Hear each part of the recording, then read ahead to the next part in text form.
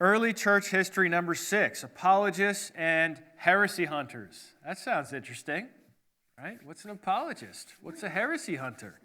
You're going to find out. I'm going to spill the beans on apologists right now.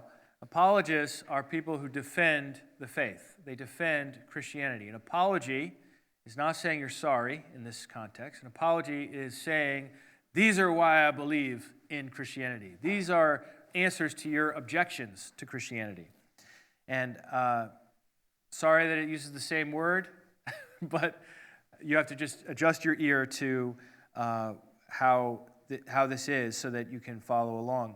The rumors about Christianity were widespread. There were lots of rumors about us, and there were lots of critics of Christianity, including Galen, Lucian of Samosata, Fronto, Celsus, and Porphyry. And these apologists responded to criticisms against Christianity. So I've got a list here. I'm just going to cruise through. Quadratus is the first of the apologists, about the year 130.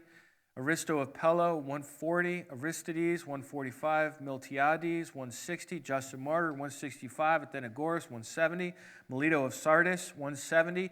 Apollinaris of Hierapolis, 170. Tatian, 180. Theophilus of Antioch, 180. And the Epistle of Diagnetus, sometime between 150 and 225. You can see there's a lot. Not all of these people have works that survive to our day, but there's a whole army of apologists. Apologists are defenders. They're fighting with the outside to defend Christianity. Usually not physically fighting, because that just wasn't possible.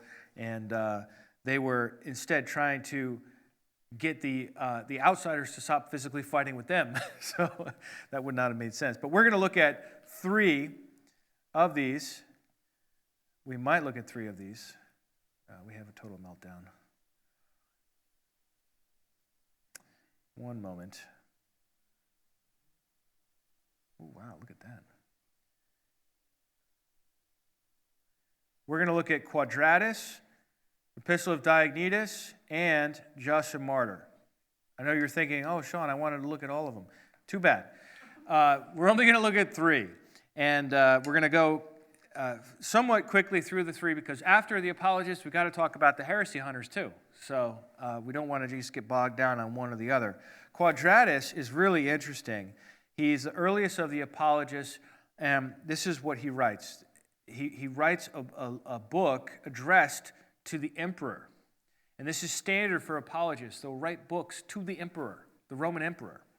And he writes sometime between 117 and 138. And this is all of what we have of Quadratus, the whole thing, this one paragraph. It's all that survives. And it's in a quotation from someone else, so that's why we have it today. He says, "But the works of our Savior were always present, for they were true. Those who were healed and those who rose from the dead were seen not only when they were healed and when they were raised, but were constantly present. And not only while the Savior was living, but even after he died, after he had gone, they were alive for a long time, so that some of them survived to our own time." Quadratus is living in that time period between when some people Jesus had healed were still alive and the next generation when those people would all be gone. He's kind of a bridge person who as an old man can say to people, I met the girl Jesus raised from the dead. Or I saw the boy that Jesus healed. Because Jesus healed so many people that it would stand to reason that some of those people, if they were young when Jesus healed them, would still be alive many years later. And so Quadratus is building a case based on eyewitness reports of seeing people who were healed, and those people were eyewitness reports of Jesus himself. And you can do that if you live as early as Quadratus. But after him, that's not a strategy that's available anymore, because eventually these people died, and we get other strategies to deal with accusations against Christianity, like the Epistle of Diagnetus. This document is very hard to date, And it only survives in one manuscript. And actually, the one manuscript that we had got bombed in a war, but they had made copies of it before. So we barely even have this thing. And it dates anywhere from 117 to 313. Michael Holmes says to put it between 150 and 225. And there are lots of different ideas about who wrote the epistle to Diagnetus. It could be Hippolytus, Aristides, or Pantaenus. Pantaenus we'll talk about next time. He's very important in Alexandria, Egypt. And we'll talk all about Alexandria in our next 2 whole sessions because Alexandria is so important for church history. But anyhow, the epistle to Diagnetus has responses to some of the criticisms against Christianity. And it's not unique to this epistle. You find it in a lot of the apologists. They respond to these criticisms over and over again. The criticisms are as follows. Christians are incestuous because they call each other brother and sister.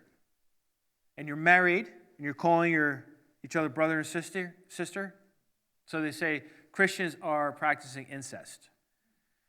And they say Christians are cannibals because we eat the body and drink the blood of Jesus. And they say Christians are politically subversive because they won't offer incense to the image of Caesar. And they called us atheists because we don't worship the gods. So these are the kinds of accusations that were, and rumors. You know how rumors don't need a lot to work with, and they could just go viral. Right? They might not have had social media, but they had the agora, they had the forum, they had the marketplace where people would gather and whisper, right? And say, oh, that person's a Christian. They probably eat their baby. What? And so the apologists are defending against this. I want to share with you this one quote from Diagnetus. It's just so cool. It's from chapter 5, the whole chapter, verses 1 through 17. It says, "For Christians are not distinguished from the rest of humanity by country, language, or custom." You can see how he's talking to outsiders, to non-Christians here. Verse 2, "For nowhere do they live in cities of their own, nor do they speak some unusual dialect, Christianese, nor do they practice an eccentric way of life. This teaching of theirs has not been discovered by the thought and reflection of ingenious people, nor do they promote any human doctrine, as some do. But while they live in both Greek and barbarian cities, as each one's lot was cast, and follow the local customs in dress and food and other aspects of life, at the same time, they demonstrate the remarkable and admittedly unusual character of their citizenship. They live in their own countries, but only as non-residents. They participate in everything as citizens and endure everything as foreigners. Every foreign country is their fatherland, and every fatherland is foreign. They marry, like everyone else, and have children, but they do not expose their offspring.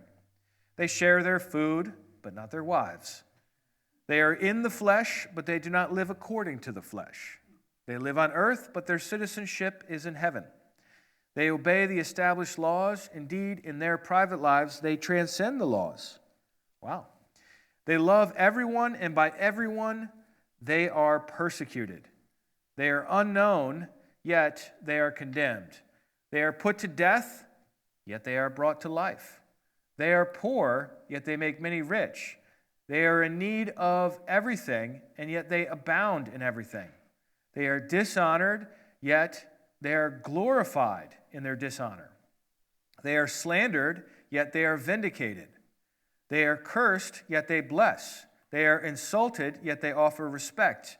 When they do good, they are punished as evildoers. When they are punished, they rejoice, as though brought to life. By the Jews, they are assaulted as foreigners. By the Greeks, they are persecuted, yet those who hate them are unable to give a reason for their hostility. They are assailed by the Jews as foreigners and are persecuted by the Greeks, yet those who hate them are unable to assign any reason for their hatred." Beautiful writing. Really powerful case. You can feel the force of it that's being made, that guys, let's stop picking on the Christians. Let's stop arresting the Christians. Let's stop beating up the Christians. They're good people. That's what he's trying to get across to them. Specifically, government authorities. That's the target of all these different apologetic texts. Then we go to our third and final apologist, Justin Martyr. Justin is so fascinating. He lived sometime around 100 to 165. He was born into paganism, just a typical worshiper of the old-fashioned gods, Greek and Roman gods. And he lived in the area of Samaria, what is today called Nablus, in the West Bank of Israel, where you can go and drink water from Jacob's well, even to this day. I have drunk of that water. Have video proof. So Justin Martyr, so that's where he's from. Justin Martyr was an intellectual. He started out as a Stoic, and then he became a Peripatetic, and then a Pythagorean, and then a Platonist, and finally, a Christian. So he went on what we would call an intellectual journey of spiritual awakening, from one idea to another. He converted to Christianity, but he continued to wear the philosopher's robe because he felt that Christianity was the true philosophy, so he should not stop identifying as a philosopher because he finally found wisdom, true wisdom. He said that predictive prophecy is what convinced him to become a Christian, seeing predictions in the Bible that were then later fulfilled, which is interesting to me. He founded a school in Rome. He rented a room above a bathhouse, and a bathhouse in antiquity isn't a bad institution. It's a normal city facility, and you had the hot bath, you had the tepid. The hot bath was called the calidorium. Then you had the tepidorium, and then you had the frigidorium, which was cold water, right? And you that's something they did. They bathed publicly together. It wasn't sexual. It was just an enjoyable amenity that good cities had. And so he rented a room right above or nearby a bathhouse where he would have students and teach them his philosophy of Christianity. In the years sometime between 163 and 167, I put 165 here, he and 6 others were rounded up by the government and he was beheaded. So when you read the words of Justin, and he's saying to the emperor, and he's living in Rome, where the emperor lives, and he's saying to the emperor, Christians are good people, don't kill us. It's not like rhetorical. It's not literature. Like it is literature, and he does use rhetoric. But it's life and death. Like he ends up dying, and that's not his last name, Martyr. It's actually because he became a martyr. He died for his faith. He's known as Justin Martyr as a result to this day. His first apology was addressed to the Emperor Antoninus Pius. We're going to read a little bit of it in a second. And one of Justin's concerns, is the accusation that Christianity is new. This is a major problem. To be a new religion is to be a false religion. Even to this day, we feel this way. If somebody said to you, I've got this take on God and spiritual reality, and they tell you this whole story. Maybe it sounds like the Gnostics. I don't know. Whatever it sounds like. And you say, oh, how'd you learn that? Is there like a sacred book? And you say, yeah, it's right over here. And you look at the sacred book and you see copyright 1973 on it.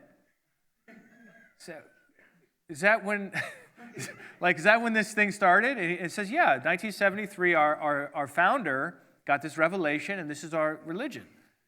We struggle to take that seriously, right? So Justin Martyr is only living a century after Christ and the apostles. He's dealing with this accusation. They're saying, you guys are a new religion. Can't be true. Everybody knows that. New stuff stinks. Old stuff is great. It's a little different in our culture today, but that was their mindset. And so Justin says, you know what? It's not a new religion.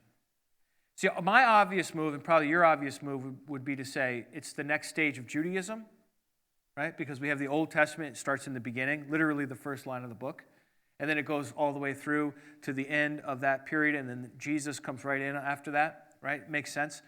That's not the move he made. He said, you know what? No. Truth is all God's.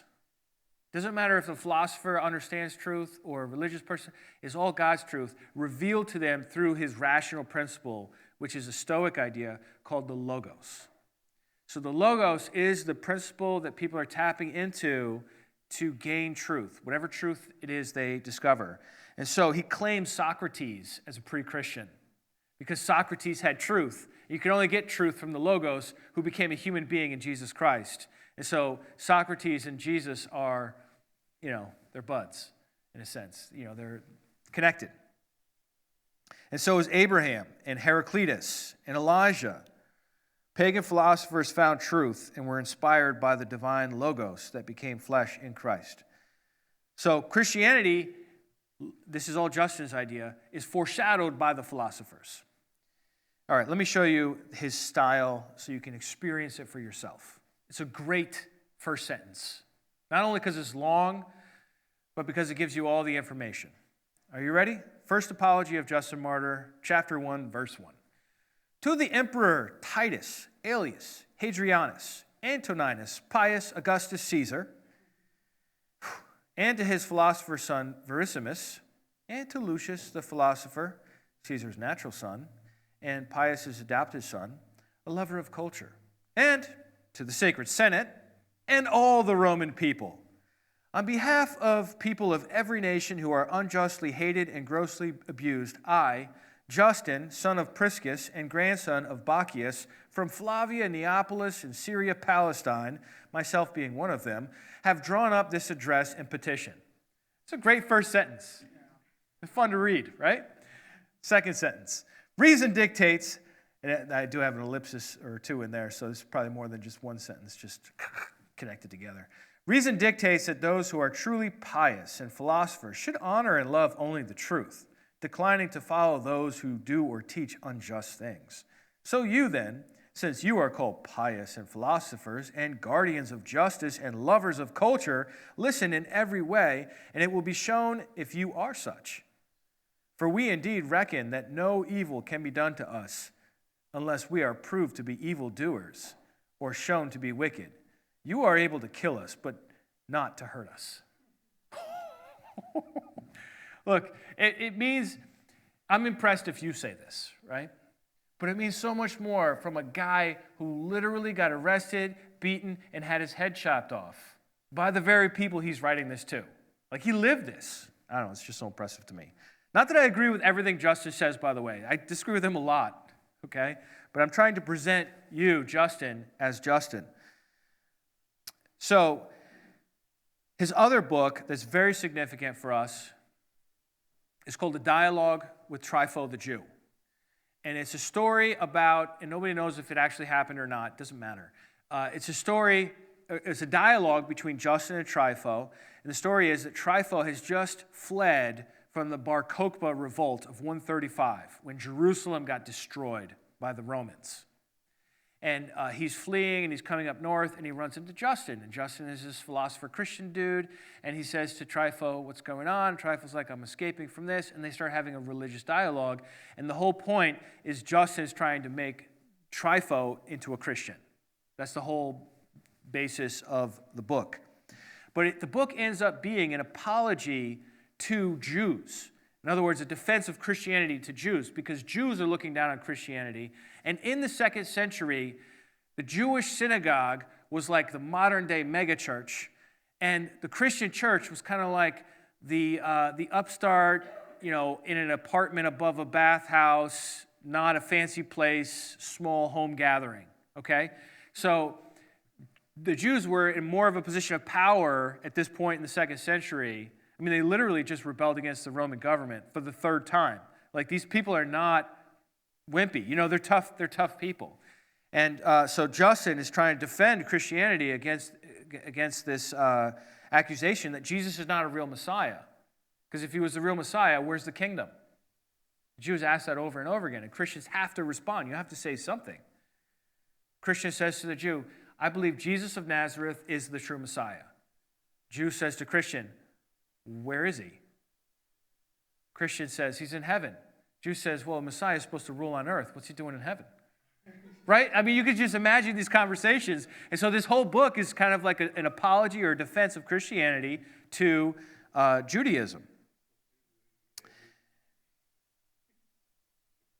And in the process, Justin, I'm not 100% sure, but I think he actually is the one that invents the concept of heresy. Before Justin, heresy is a school, a faction, a sect. It's not a group of people that believe something weird, okay? Which is what we think of as heretics today, is a group of people that believe some unusual teachings. Justin is the one that really develops that understanding. And he does that in the conversation with Trifo, because Trifo asks him at a certain point, he says to Justin, do you really think, you Christians, that Jerusalem is going to be rebuilt? And that the prophecies of the Hebrew prophets, that there's going to be a kingdom on the earth and all this stuff, do you think that's really going to happen?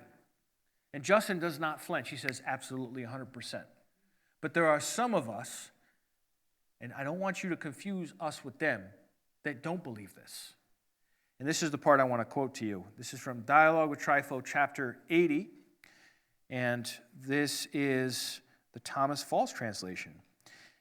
Those who blaspheme the God of Abraham and the God of Isaac and the God of Jacob by asserting that there is no resurrection of the dead, but that their souls are taken up to heaven at the very moment of their death, he's saying this to Trifo, do not consider them to be real Christians. Just as one after careful examination would not acknowledge as Jews the Sadducees or similar sects, whereas I and all other holy Orthodox Christians feel certain that there will be a resurrection of the flesh, followed by 1,000 years in the rebuilt, embellished, and enlarged city of Jerusalem, as was announced by the prophets Ezekiel, Isaiah, and the others. So Justin is saying to them that this one belief, resurrection from the dead, is a key to identify fake Christians, which is just what the word heresy means. It's a sect or a faction of Christians that are not real Christians. He's the first person to make this kind of a move. And if you really think about it, this particular doctrine is so brilliant. It's so brilliant because by saying you have to believe in resurrection instead of your soul just going up to heaven, he automatically excluded all these different kinds of Gnostics that were all teaching this, that you're really supposed to go to some higher plane of existence when you die. He's excluding them and the Marcionites, who are saying the same thing but have a totally different religious system, and the Valentinians, and all these other different groups. He's able to exclude all of them with one point on his statement of faith. And so from him to this day, Christians, we have statements of faith. And we use the statement of faith to figure out who's in and who's out. And probably most people who look for a church, they move to an area, they look for a church, they look at the church website, they go to the statement of faith, they say, is this the kind of church that agrees with what I believe is true or not? Justin was the first one to make that move. So I figured I'd mention it as we come across it. He had written another book called The Syntagma Against All Heresies, or Catalog Against All Heresies, and that has been lost. But this is really clear here in the dialogue with Trifo, which is a good point for us to introduce heresy hunters. The boring term for heresy hunters is heresiologists, okay? But who wants to say that? Heresy hunters. We've got Justin in 140 to 160, Irenaeus in 180, Tertullian in 200, Hippolytus in 200, Eusebius in 324, Epiphanius in 375, Theodoret in 452, just to give you a sampling of heresy hunters in the first 500 years of Christianity. Heresy hunters or heresiologists are Christians who want to list out all the different groups that they disagree with and their beliefs and why they're wrong. Does that make sense? So these books are kind of boring to read because they're not very nice or respectful. They're like, what an idiot. How could you believe that? That's more the tone you get in these heresy documents. But they're actually super important for church history. They're so important for us. Because typically the people that get labeled heresies, their books don't survive because the rest of the church says, we're going to burn your books, or we're going to persecute you, or we're going to make your religion illegal once we get the power of the government behind us to do that. And so the heresy books are the only books left that tell us about all these other beliefs. So it actually has the opposite effect for church historians. We wouldn't even know about these people if you didn't write this book and go into all this detail explaining their beliefs. So it's kind of hysterical that it did the opposite. And the other thing that happens, and we'll see this with Irenaeus, is that the heresy hunters inevitably, depending on when they write, become heresies themselves as the church continues to develop and change its beliefs. They look back at him and say, oh, he was a heretic too. Which is funny. So what are the arguments that heresy hunters make against other Christian groups? Well, here are a few standard arguments. Your beliefs are too complicated. That's just too complicated. All that Achemoth and Yalda Ba'oth and Christ is different than Jesus. It's too complicated. Come on. And they trace their beliefs to a heresiarch. A heresiarch is the leader of the heresy. So if you can label a group, you can dismiss a group. So you notice when I called the Valentinians, that's a group, that's not what the Valentinians called themselves. You know what they called themselves? Christians. And if you really squeezed them, they would say, we're the spiritual Christians. They get labeled by the heresy people, the heresy watchdogs, they get labeled as Valentinians because if they can associate somebody with Valentinus, and they can say a story about Valentinus and how he's a bad guy, then all the people that are associated with him are all excluded from Christianity and are marginalized and are no longer a threat. So this is the major strategy to use, is to call a group by the name of the leader, the heresiarch. Number 3 strategy to deal with heresies is to say that they have an unnatural interpretation of Scripture, or that they can't trace their beliefs back to the apostles. This is kind of hysterical because Valentinus is alleged to have learned his doctrine from Theudas, who learned it from Paul the Apostle, and another heretic named Basilides learned from Glaucius, who learned from Peter. So the heretics actually have only one generation between them and an apostle. And the heresy hunters are saying, oh, you can't trace your beliefs back. And yet, the heretics, at least early on, can. And everyone starts doing this. They start tracing themselves back. Be like, well, I was taught by Polycarp. You know who Polycarp was taught by? The Apostle John. So what you got? So there's this comparison of what later becomes called apostolic succession. They also said that perverted truth leads to perverted morals, and that new generations recycle old heresies. So if you could say, oh, well, Eduardo's beliefs, that sounds just like this heresiarch. That sounds just like Saturninus. You're a Saturninian. That's what you are. And now we can just dismiss Eduardo. Right? It's a strategy for dealing with competitors. That's what heresy stuff is all about. I'm not totally against it either. I mean, as we'll see with Irenaeus, this guy stands up against all the Gnostic stuff we were just reading about, our last session, and he details it all and disproves it because somebody needed to do that. So it's not, I'm a little tongue-in-cheek with the heresy guys because so-called discernment ministries today are super annoying. And they tend to destroy rather than build up. I think if you're going to, I think you've got to hold the line, but at the same time, you want to be constructive too. I'm getting my own opinion in here. Oops. Let's move on to Irenaeus of Lyon.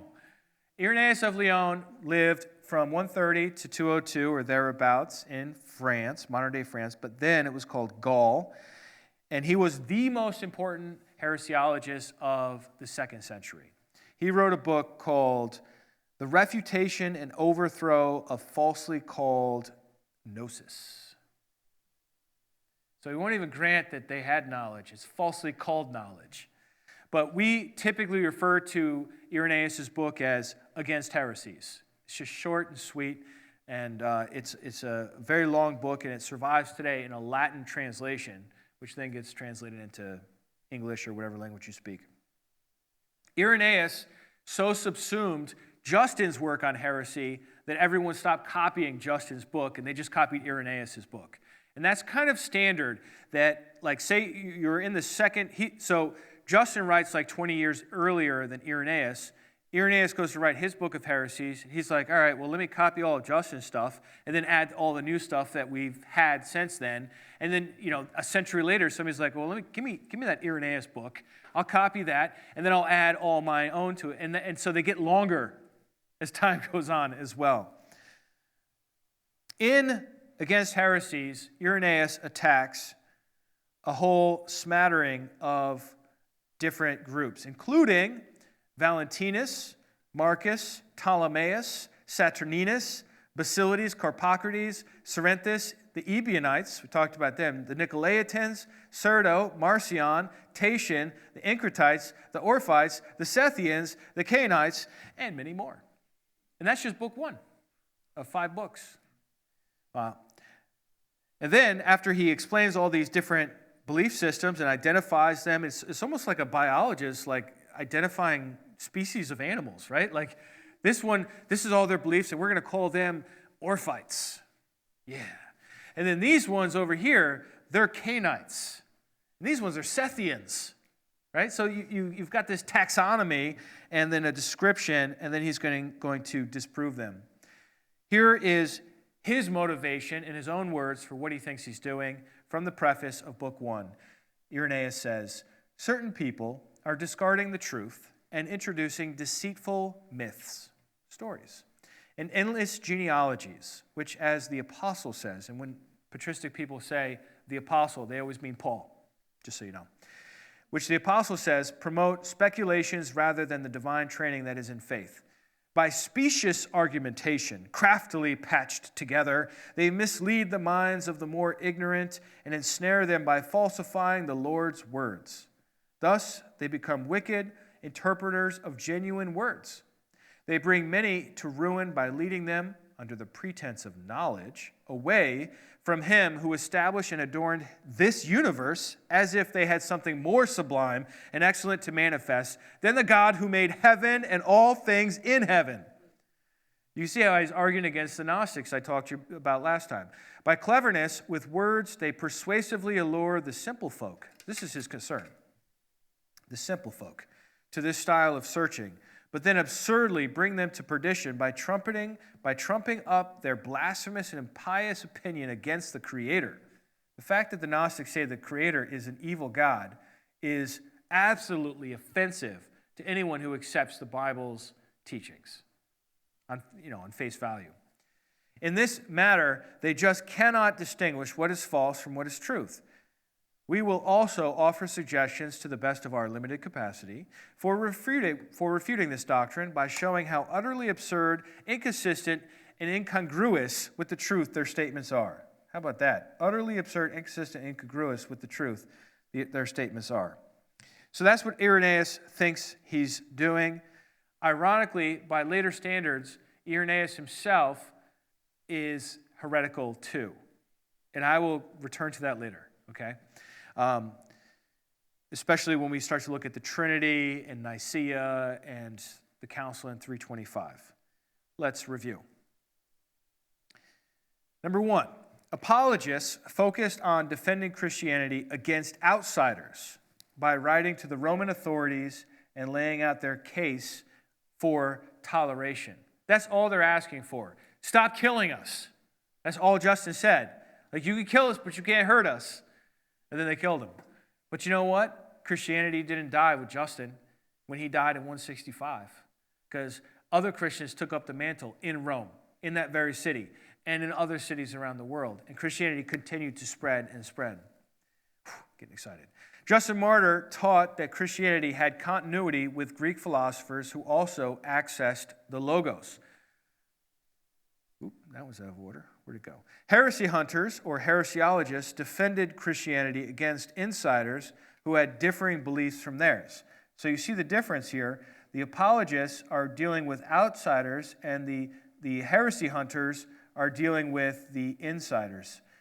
who had differing beliefs from theirs. Christians fought heresy by using key beliefs they knew their opponents couldn't affirm and by labeling them. Justin and Irenaeus emphasized resurrection and an ultimate kingdom on earth to exclude those who held varieties of Gnostic beliefs. And in our next session, we're going to look at Alexandria. Alexandria, Egypt, and two people in particular, Clement and Origen, two massively influential Christians. Clement is a contemporary of Irenaeus. Irenaeus is way out west in Gaul, and Clement is way down south in Egypt.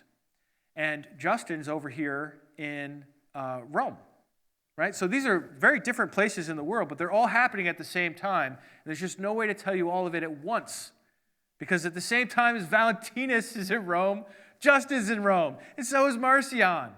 Like all these things are happening in the same place at the same time. And it's just a wild, wild century to study together. So we'll look at Origen of Alexandria and Clement of Alexandria next time as we continue through our journey of early church history.